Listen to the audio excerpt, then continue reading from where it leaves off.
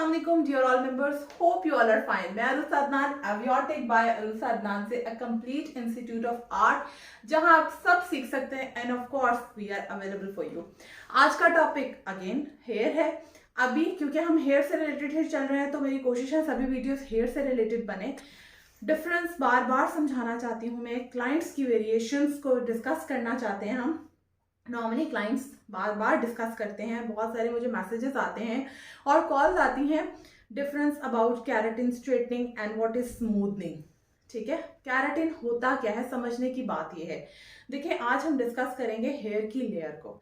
हमारा जो बाल है ना वो 3 लेयर्स पे है, cuticle, cortex and medulla. Cuticle क्या होती है? सबसे आउटर लेयर, बाहर की लेयर। कॉर्टेक्स क्या होता है? कॉर्टेक्स हमारी सेकेंड लेयर होती है और थर्ड लेयर होती है हमारी मेड्यूला। मेड्यूला मोटे बाल हो तो उसमें प्रेजेंट होती है, बारीक बाल हो तो उसमें प्रेजेंट नहीं होती। समझने की जो 2 मेन इंपॉर्टेंट चीजें हैं वो है क्यूटिकल एंड कॉर्टेक्स। कॉर्टेक्स क्या होता है?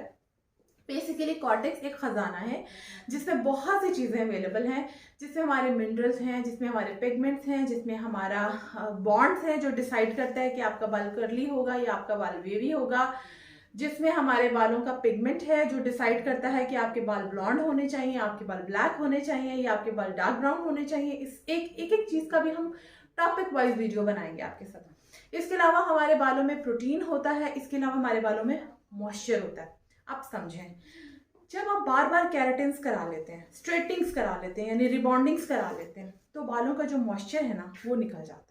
वो कितने परसेंट होता है आपको आइडिया है?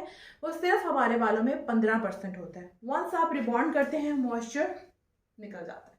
जब मॉइस्चर बालों में से निकल गया, 6 महीने बाद आपका फिर से दिल कर गया कि यार मुझे दोबारा से रिबॉन्ड कराना है, बाल स्ट्रेट होने चाहिए, हाफ इट बहुत अच्छा था, ये फिर से कर्ली हो गए हैं, लेंथ वाले बाल जो हैं वो मेरे बहुत अच्छे हैं, तो मुझे दोबारा रिबॉन्ड करना। आप अपने प्रोफेशनल के पास जाते हैं, वो दोबारा से रिबॉन्ड करता है और रिबॉन्ड करने के बाद क्या होता है? वो यहाँ से स्टार्ट कर देता है, ठीक है, और यहाँ से स्टार्ट करने के बाद यहाँ तक ले आता है।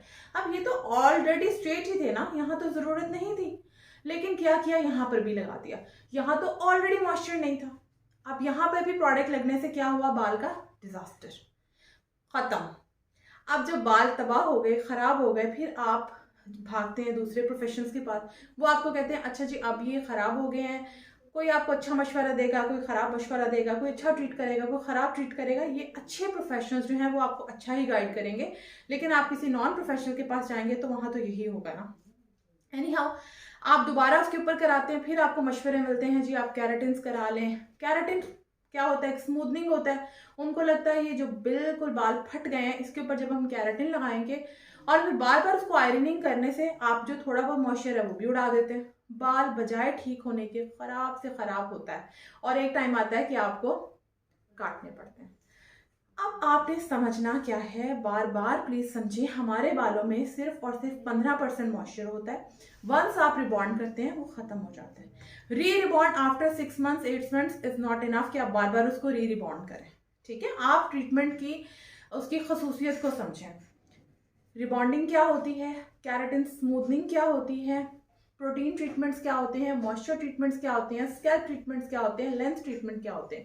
हमारे यहाँ ना सिर्फ रिबॉन्डिंग और कैराटिन को तरजीह दी जाती है, बाकी किसी भी ट्रीटमेंट को इंपॉर्टेंस नहीं मिलती। हम टॉपिक वाइज इसके ऊपर भी डिस्कस करेंगे और एक एक चीज को लेके हम डिटेल से डिस्कस करेंगे। व्हाट इज रिबॉन्ड, उसको कैसे करना चाहिए, कितने टेनोर के लिए करना चाहिए और कब नहीं करना चाहिए। फिर protein, keratin, scalp treatments, length treatments, ये क्या होते हैं। ठीक है, तो be aware with your hair. इंशाल्लाह ताला हम आपके साथ रहेंगे और ऑफ कोर्स कि हम आपको जरूर सिखा सकेंगे आपके हेयर के बारे में। Thank you.